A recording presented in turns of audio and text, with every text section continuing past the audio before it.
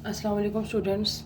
बेटे आज आपका जो टॉपिक है वो है unit number 1 matrices and determinants. ठीक है, सबसे पहले आपको बताना चाहिए मैट्रिक्स क्या होता है।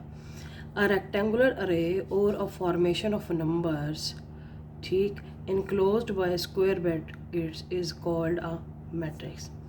ठीक है, it is denoted by capital letters A, B, C, etc. and the elements are called entries of a matrix. For example अब देखें, अब मैं आपको एग्जाम्पल में समझाती हूँ। अब जैसा मैंने ए लिखा है, ए जो है वो आपके पास वो नेम है किसी भी मैट्रिक्स का, और आपके पास कोई भी रियल नंबर है, for example 0, 4, 1, 3, 7, -1, 4, 5, 10।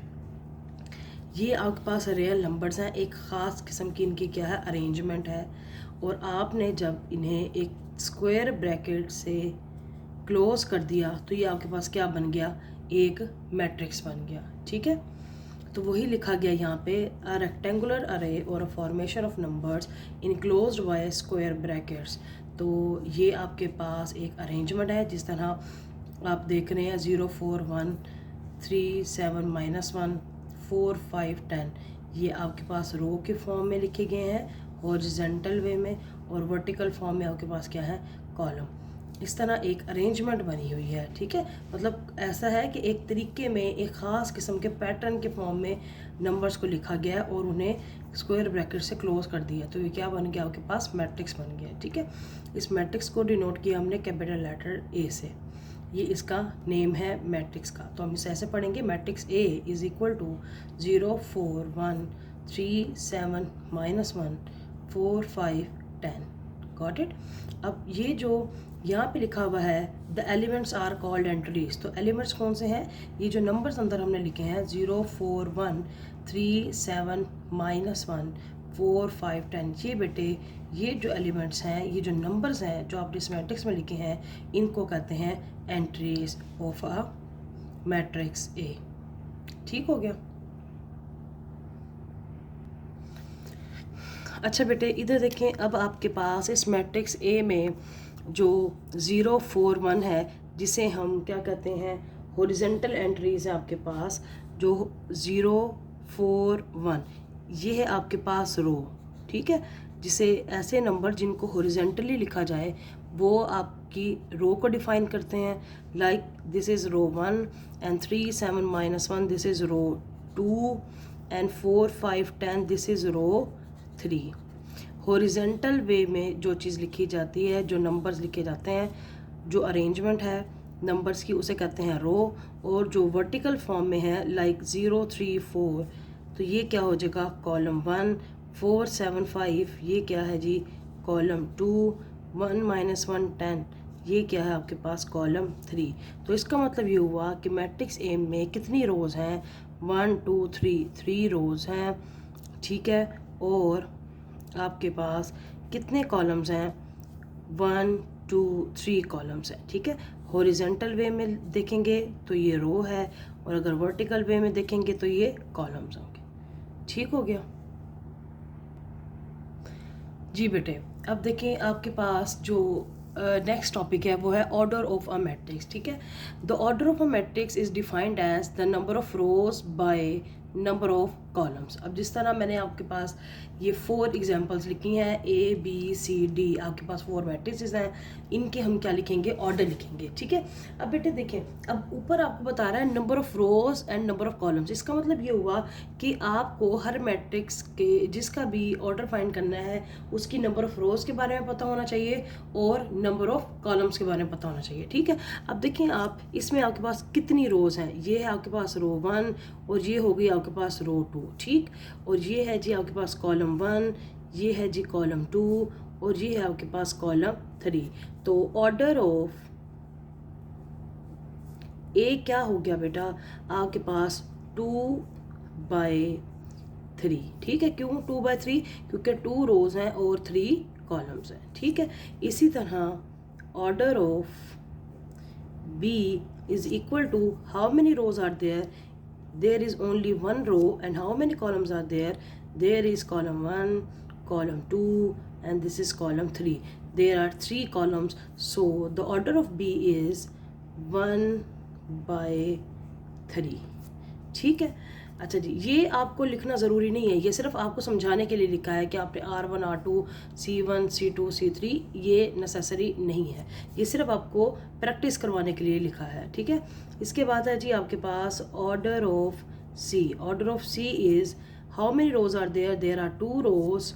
This is row 1, this is row 2, so there are 2 rows. And how many columns? There is 1 column, second column by 2. So order of matrix C is 2/2. Now what is order of D? How many rows are there? There is only one row,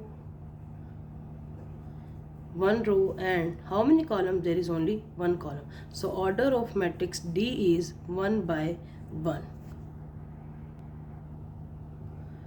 जी बेटे, अब next आपके पास topic है वो है जी equal matrices.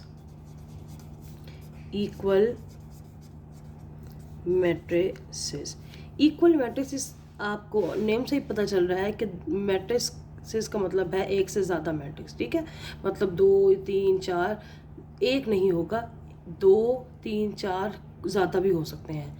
मतलब ये कि आपने कंपैरिजन करना है तो कम से कम 2 मैट्रिसेस का होना ज़रूरी है। इक्वल का मतलब है they will look like same. ठीक है, तो इक्वल मैट्रिसेस का क्या मतलब है? इक्वल मैट्रिसेस का मतलब ये है कि 2 matrices will be equal if and only if number 1,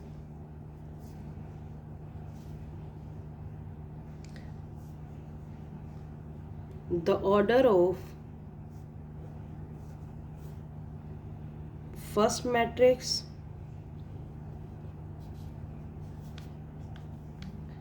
is equal to order of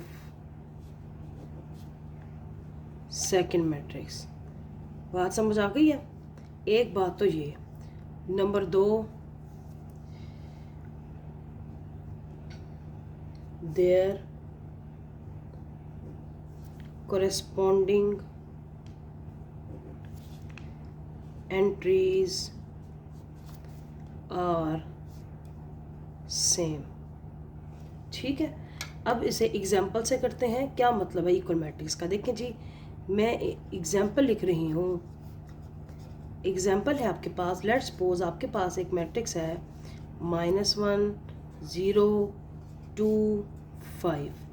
ठीक है, और एक मैट्रिक्स है आपके पास, लेट्स सपोज B, वो है 0 5 3 1। और एक और मैट्रिक्स है C which is -1 0 1 + 1 5। एक और मैट्रिक्स है D which is 0 4 - 1 5 and 1।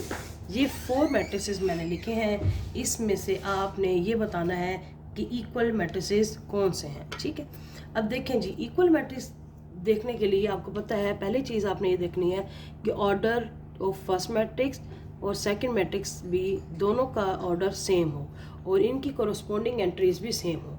For example ए को देखें, यहाँ भी -1 है और सी में भी -1 है। ठीक है, सेकंड एंट्री ए की भी 0 है और सी की भी 0 है।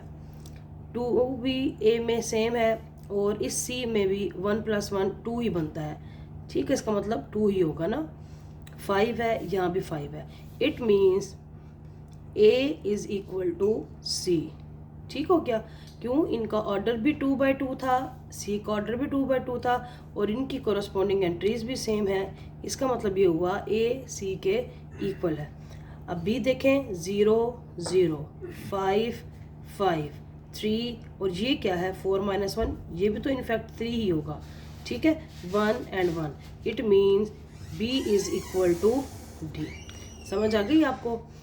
इसका मतलब ये हुआ कि जब आपने इक्वल मैट्रिसेस फाइंड करने हैं तो इनका ऑर्डर भी सेम होना चाहिए और इनकी कॉरस्पॉन्डिंग एंट्रीज भी सेम होनी चाहिए।